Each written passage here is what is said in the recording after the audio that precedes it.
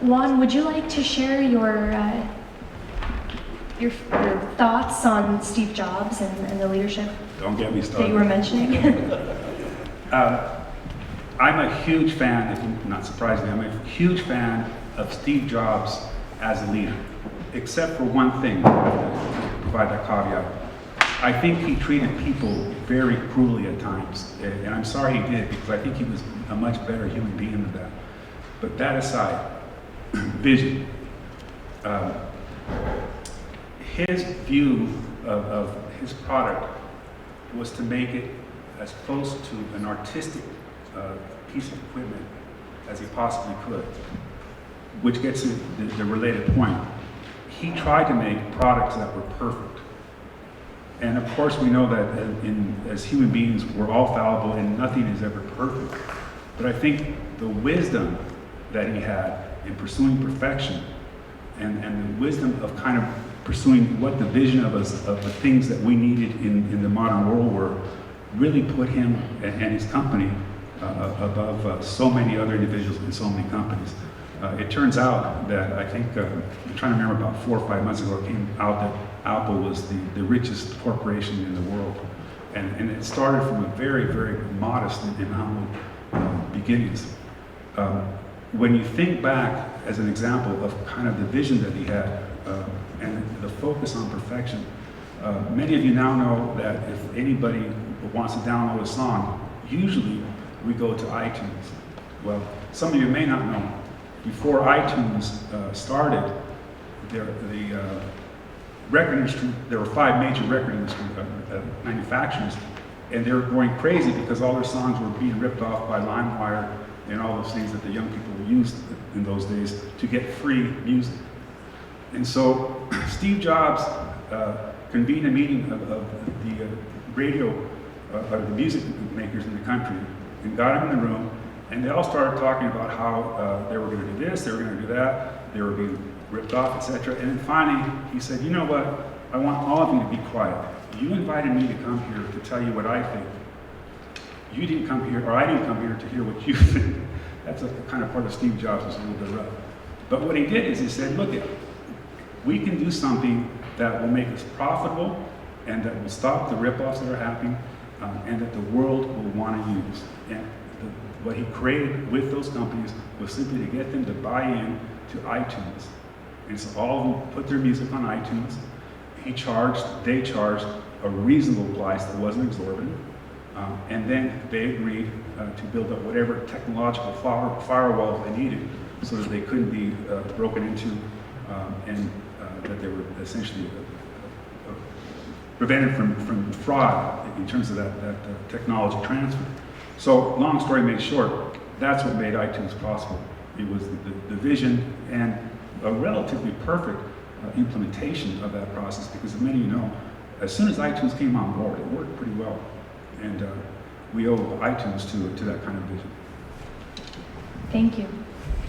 So for Lee and Paul, is there a modern day leader that inspires you in a similar way or that you admire, and why? Pass. No, just kidding. A modern day leader.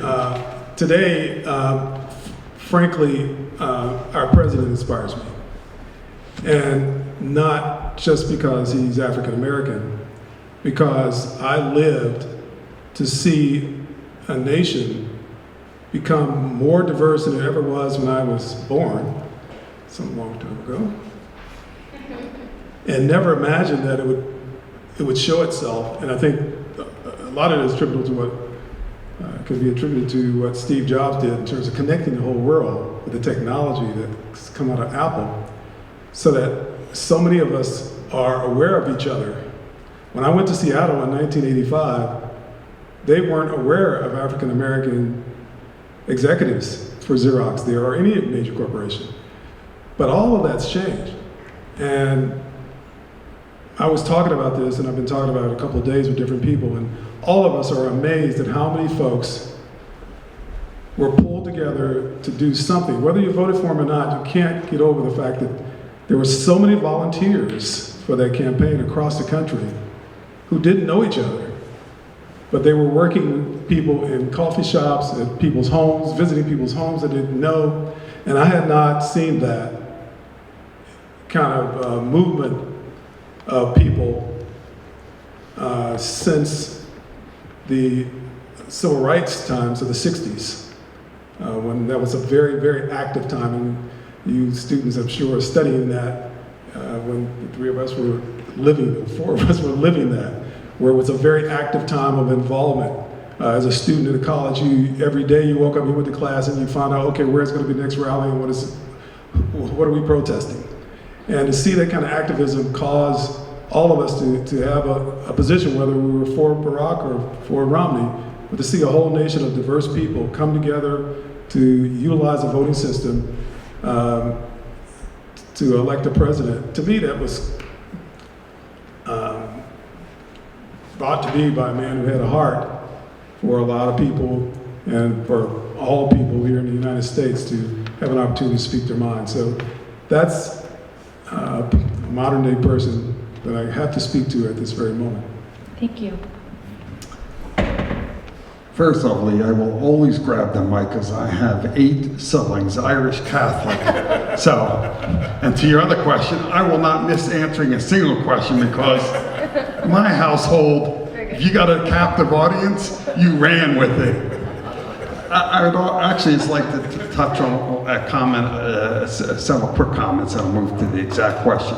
I also am a byproduct of community college. I went to Valley College when I came to California, and I kind of jumped right into my business spiel. But as a learning disabled kid, I had gotten vocational training. Today we have lots of labels for kids. I would fit squarely in the box of ADD, dyslexic.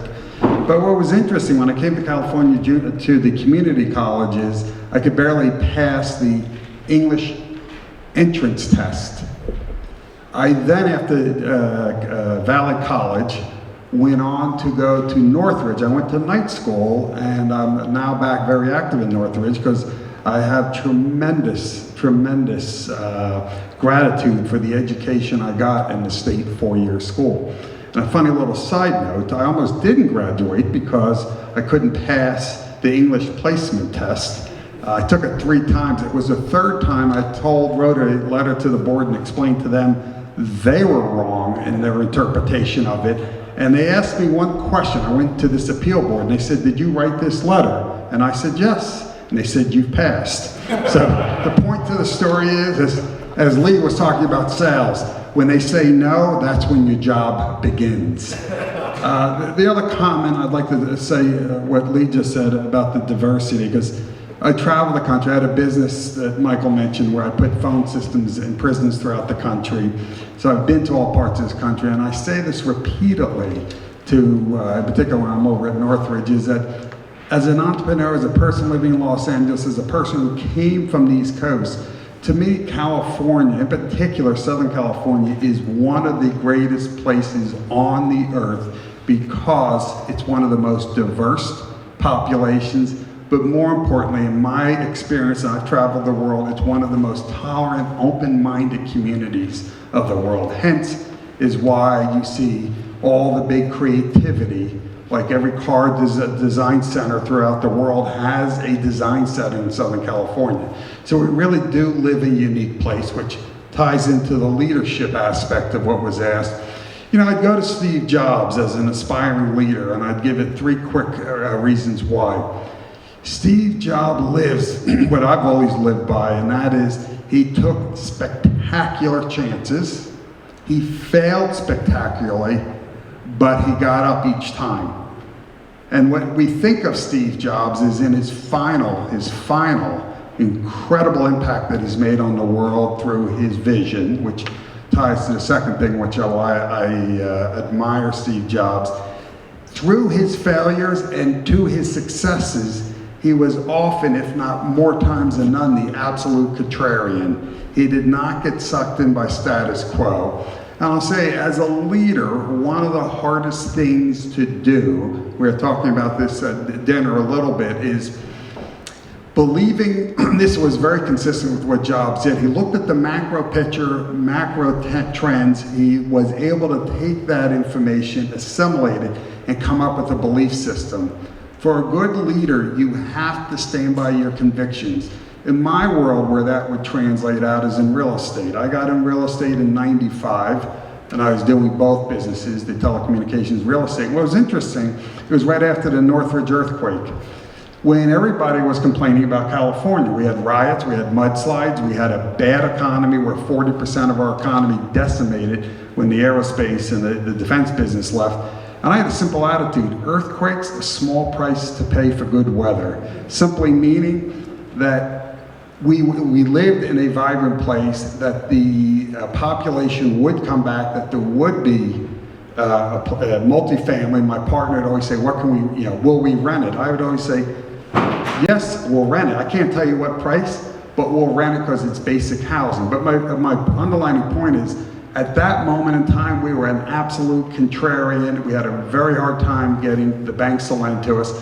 Much like Jobs had in earlier parts of his career, he had a very difficult time. So I would say in general, when you're willing to put your vision out there, you're going to often hit a lot of resistance. Conversely, I would say also, being a believer in the macro is knowing when to be disciplined. The translation in my world was in '06, I sold all my real estate. '07, I felt pretty stupid because the market was still moving forward, and it wasn't until '08 that I started feeling pretty smart. So I went through that year period where I can say, looking back, it was a discipline of simply not going with the herd. And that's, again, a classic example where Jobs simply did not go with the herd. In fact, was always taking a contrarian position. One last comment. I would say where I don't agree with Steve Jobs, it's worth noting, and I think Lee or Juan had talked about it. Steve Jobs did not treat people right, and I think I had a friend who recently read the book, and he went in, and some of his employees told me, he's been a jerk to us lately. And then one of the employees said, yeah, he read the Steve Jobs book, thinking he was going to emulate Steve Jobs. And that's a part of him, I think, well said, that was just an unfortunate aspect of his personality, because I don't think you have to be a hard nose and to get people to succeed. In fact, I think just the opposite. By treating people with respect, treating them and bonding with them, I think you'll get a lot more out of them. The students would like to know if you utilize social media to promote your vision of leadership. Why or why not? I have a unique perspective because I had two businesses. I had a technology business and I had a real estate business. And the one thing I learned, I sold my technology business in 2010. In large part because, and it gets to kind of your social media question, is that when you're in technology, and I was in a slower segment, the inmate population are putting in these what eventually became very sophisticated phones, Big Brother, where we digitally recorded them, biometrics, all the things that make up sophisticated platforms, huge databases. But what I always had to worry about, since it was my company and my capital, was that technology disruption or the inroads of just not making the right technology decision, meaning in a technology where the deflection point, if you're wrong, is not very accommodating.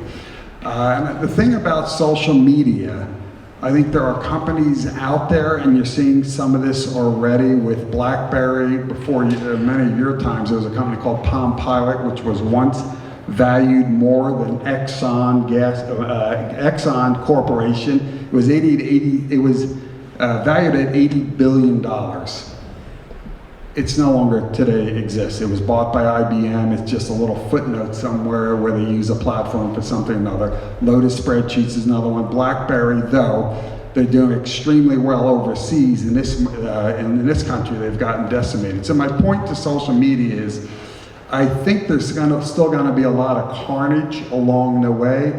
And contrary to what I said earlier about being a visionary, believing in the macro, there's a balancing act that I think it's real important not to always try to be the bleeding edge. In other words, what Steve Jobs did, I related to a souffle. Steve Jobs would look to make sure he had all the right ingredients.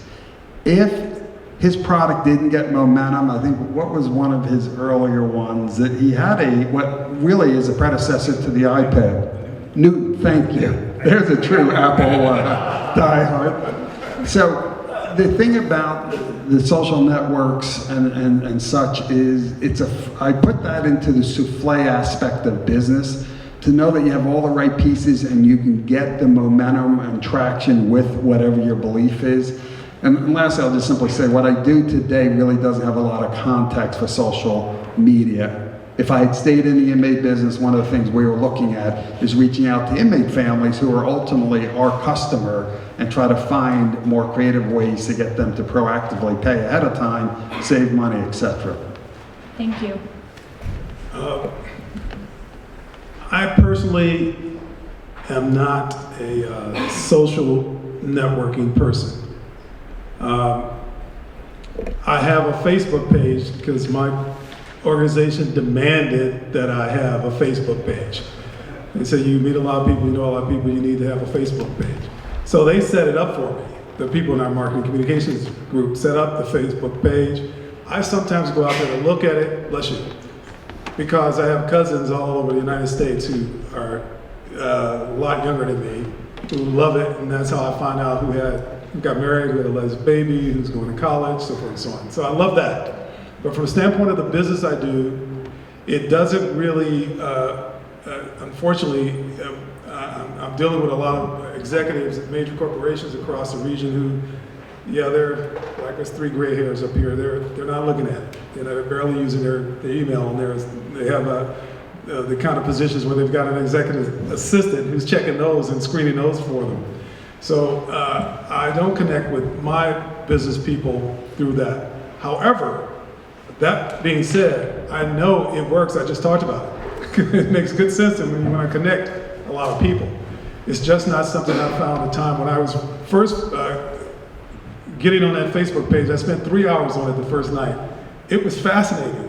And I connected with people that I hadn't seen or heard of in 30 years. And for about 2 minutes, I was communicating with them, and it felt rather surreal. I said, wait a minute, I don't know this person. It's been 30 years since I saw them, and I had to back away from it. I saw I could really absorb a lot of my time. But I believe there is an important use for it, and I think we saw a demonstration of it, and I think in business, it's yet to evolve, I think, from the standpoint of it being secure enough for business people to feel confident in transferring information about different kinds of commitments they want to make. So they want to do that face to face. There are a lot of business people are moving away from communicating serious conversations or commitments by email, because we know that that's not really safe in a lot of cases. Thank you, Lee. I'll try to keep it short on the response. For my personal life, I've learned that I really don't like social media. I think, especially young people, I would just encourage you, acknowledging the opportunity costs when you're dealing with media. It can be painful sometimes, and the results you get, you may have a lot of stumbles. But I would just say embrace social media as much as you can in your professional life, because I really think, I coined a little term a while back in the early 90s, and I thought it was pretty clever, but the response was very simple, or the phrase was very simple: mass solutions for mass society. You have 300 million people in this country. If you want to market to even a significant portion of that population, you've got to use different kinds of media. And one good example that I'm just thrilled to see happen, TV shows and kind of grassroots programs are now proliferating on the internet. I think that's great. And I think young people take to that kind of technology a lot better than we did. And I just encourage you to keep it up. Who knows what it's going to be like in 20 or 30 years. Have you ever encountered personal sacrifice in your leadership role? That's a good question, and I'm glad you raised it. One of the things I was going to tell you, hope to get across tonight was, well, actually 2 things. One, I hope I don't project that, well, we're just nothing, or at least in my life, it's been nothing but success, because it hasn't. A lot of struggles. But one of the things that I learned early on, and my parents reinforced to me, was you can go out and save the world, but if you can't save your family, what good is it? And so, in different times in my life where I've had to travel a lot, where I've had to be away for a lot, I made as much attempt as I possibly could to reconnect and be with my family. I introduced Veronica. I remember times in the 90s where I would have a conference in Monterey on the weekend, and I hated weekend conferences because they keep away from family. And then that same weekend we had a softball tournament in golf or somewhere. And I remember getting up at 4 o'clock in the morning to go help coach my daughter's team at golf, do a couple games there, and as soon as the tournament was over, go back and put my suit on and go to the conference at Monterey. It took a lot of sacrifice, and I don't know how we made it through those years, my wife and I, with 2 growing kids and 2 pretty full jobs. But we both agreed that we had to make the sacrifices. And what always stayed in my mind is, how could I look at my parents and say to them, well, you know, I went out and I conquered the world, but my kids got into drugs, or, you know, the kind of things that the kids can get into. So I really, when you show me a leader that has a dysfunctional family, or a family that has a lot of problems, I worry about that, because I wonder how authentic that leader is, not just in promoting his or her product or moving whatever they need to move, but in terms of really impacting people. In the 90s, when I worked at the independent colleges, my boss, whom some of you met on the first session, had a very simple saying: family first. And so he wanted us to get our jobs done, and trust me, he wrote us hard. But he also knew that we had to take care of our families. And yes, there's sacrifice, but it's absolutely worth it. And if you don't do it, you're not living up to your job as a parent. Well, I think any leaders, if they're going to, I agree with Juan, if they're going to be an inspiration to the people that follow them in whatever capacity that it is, they have to represent that they understand the importance, first and foremost, to family. However, it is something that, in my experience, was necessary to find a delicate balance in terms of climbing a ladder, if you will. Sometimes I had to sacrifice the evening hours to do a project that was going to be important for my team to roll out with, or some strategy that they were going to have to roll out with the next day, and to stay up till 2 or 3 o'clock to get it done. Because again, I was speaking to an era where we didn't have all of these electronic gadgets, and so we wrote a lot of things on paper, and we had to give it to somebody to type the next day, and then we took it to a copier to copy it. Well, a lot of that, when I was at Xerox, and I go back to that being the last time I was in a sales manager's role, and that was 10 years ago, was at Xerox. It required me to stay up and to write a quality document. And sometimes it would take till 2 or 3 o'clock in the morning, and everybody said, "Oh, Lee, come on, let's go to the club, man, let's hang out. I got to get this done." And I get it done, I get in early so I could put it in front of the admin assistant, be first on the stack so she could get it typed, we get it printed so that I could be standing in front of my sales team saying, "Hey guys, we're ready to go." And not even tell them how much time I had to put into making it happen. And they go, "Wow, yeah, we took care of business here. Yeah, we can roll with this." But sometimes that's absolutely necessary of a leader. And part of that is too, in that leadership responsibility, is you never want to find a case. You never want to make a case not to be able to help someone that you've inspired to take a bigger step towards a challenge that's before them in terms of perhaps closing a major deal, and you say, "Well, I can't do that because I got this other thing," and it might be this is the deal that's going to take this person over the top, if you will. So I would have to say, well, let me get back to you in half an hour. Maybe I had to go back to my office and rearrange some things that I had planned for myself so that I could go on this call with this rep to somewhere up in some mountains in Seattle to close a deal for some copiers that we were going to deliver from Xerox, and come back with that signed contract, and that person saying, "Wow, Lee, I know this took a person saying, I know this took a lot out of you, but I appreciate you making a sacrifice." So a leader has to be prepared to make those kinds of, at least to give us some thought in terms of making that sacrifice that personally might impact you, but it's for the success of that person that you're responsible for leading. And leaders have to take on the responsibility. They have to take ownership of the success of the people that they're leading, if you will. And I know Paul knows a lot about that. I think the personal sacrifice of leaders to walk the talk can be immense. At 45, I had a quadruple bypass. I simply attribute that to years of sleep deprivation, to what Lee said. You know, I've worked at 2, 3, 4 in the morning. When you're driving an organization, it's like a merry-go-round. You have to, at points, it goes in ebbs and flows, but when the game's on, you have to, if you're the leader, walk the talk by delivering what the organization needs.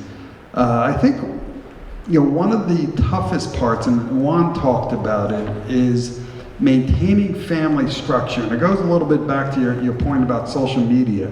One of the drifts in today's world, and I think it's relevant both in the business world, we email too much, we text too much, versus there's just no substitute for human contact. And I would say one of the biggest sacrifices leaders make is often with their families, and they don't take the time. I have done, and when I did business back in DC with the federal government, I would do red eyes. I'd leave at 10 o'clock LAX, do a big day of business in DC, get back on the 6 or 7 o'clock flight and be back home in my bed by 10 o'clock that night. Why? Because the perception for my wife, I did not want, and my kids, I didn't want to feel like it turned into the 2 or the 3 day. When I do, and I still do lots of traveling today, most of them are compressed down to 1 day trips, meaning I get up super early. If I have to come back late, psychologically I have found that goes a long ways towards maintaining it. And kind of the converse, and I think it's worth mentioning because you see this weekend alone, 3 spectacular failures of what's maybe one of the hardest things I think in today's workplace. We spend more time at workplace. The human element of male to female, it's been what it has been for, you know, since man has been here on earth, and that is there is going to be natural connections of people who work closely together. And the toughest thing about being a leader is that, and I've always lived by this, and you know, God willing, I will continue to live by this, that I've never started a relationship in the workplace, period. And I view that as just one of the standards. If you want to avoid the complications, if you see a General Petraeus, who all the good things he did throughout his career aren't taken away by the fact that he made a mistake. But the point is, in a workplace, I think one of the most complicated aspects is because the workplace now is 50-50, that maintaining that separation, because the human tendencies when you put in those long hours are beyond tempting. And it's worth footnoting, because it kind of got lost in it, but a very accomplished man who was about to be CEO of Lockheed, who is the single biggest defense contractor in this country, over the weekend also lost his job for also a inappropriate relationship. So in today's work world, it's become very black and white that you just cannot cross that line if you're going to be in a leadership position. Thank you. Who has been your most influential mentor or teacher? My partner. I've had a business partner 25 years. He's the absolute opposite of me in every sense of the word. In sales, he and I would call, he was a bad guy, was a good guy. In lifestyle, I've used my financial flexibilities, are called good fortunes, completely different than him. And I say this kiddingly to my kids, and I believe this is true of all the people in your life if you choose to open your eyes and not judge people, but understand who they are and learn. I think, and I say this more than ever being older, that you often will find in life, I have found at least, what I know what I want most and how I want to live my lifestyle most, and be who I want to be, call it my authentic self, is by knowing even better who I don't want to be. And as strange as this sounds, my partner who, and there's aspects of it that I don't respect him for, but he's like my compass because he lives such a different lifestyle and different person than me. He's my absolute compass, and I don't say this in negative or judgmental. He's an absolute compass to make sure that I stay on the track that I'm on, because especially when you're a leader, you tend to drink and you have financial success. I call it drinking your own Kool-Aid. It's a natural tendency. That's interesting. Thank you. Yes, indeed. I really appreciate this question. The gentleman who was my mentor actually graduated 2 years before me from the college in Ohio Central State University. I didn't know him very well, but he was the publisher of the campus yearbook while I was the program director of the campus radio station. And so he would be out taking photos of any major event that occurred on campus. And I would be there with a microphone and a tape recorder recording it. We didn't have video in those days. And we would often see each other. Well, we were aware of each other and what we did there at the school. But he left and came to California, and I thought I would never see him again. And I came to California about 7 or 8 years later, and I was connected to him again. And once I connected to him, it was just like we just plugged in, like we were still back in Ohio. He helped me find my first job. He helped me find my first car, my first apartment, my first girlfriend here in California. And we became business partners. He set up the largest foster family agency in the county of Los Angeles. They had 400 kids with 200 parents and about 5 locations all across Southern California. And ultimately, he designed a concept whereby they would acquire HUD property, rehab the property, and then place those parents in those homes because it was better than the places they were living in. And the authorities appreciated that from the standpoint of putting kids in a better home. We together, he pulled me out of that corporate world. At the time I was working for a software company. He said, I want you to come over here and be on the board so we can work together and make this thing grow, because it was a concept that was being considered in places like Dallas, Texas, and in Atlanta, and people were looking at that as a model for the successful implementation of foster family, building foster family relationships across the country. And unfortunately, he passed away at a very early age. We had finished 3 homes, we were working on 3 more, and unfortunately the whole concept, just because everything was left to his wife and she wasn't him. And so the whole concept trailed off. It was so sad for me when that happened. And I still to this day, though, I remember different conversations where we would sit together, and he was a psychology major as well, and he would just talk about a meeting we were in and talk about the different things that occurred. Did you notice this? And he was just caused me to see things in a different way. Then I was sitting in the same meeting, and I said, wow, I didn't notice that. Well, listen, did you hear what he said here?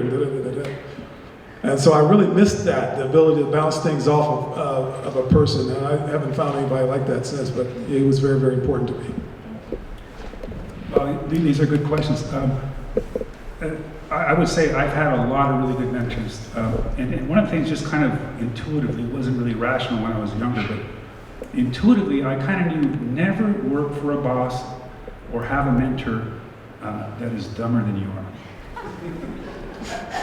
Why? Because you won't learn. You won't learn. I've had the pleasure of being around some incredibly bright people, brilliant. In terms of, if I had to pick one, it would actually be my old boss at the Independent College Association, Jonathan Brown. As I said, some of you might have got the chance to hear the first session. What's interesting about mentors, mentors don't have to be your friend. They're there to teach you. They don't have to agree with you. They're there to teach you. John and I were as far apart as you could possibly get on the political pole.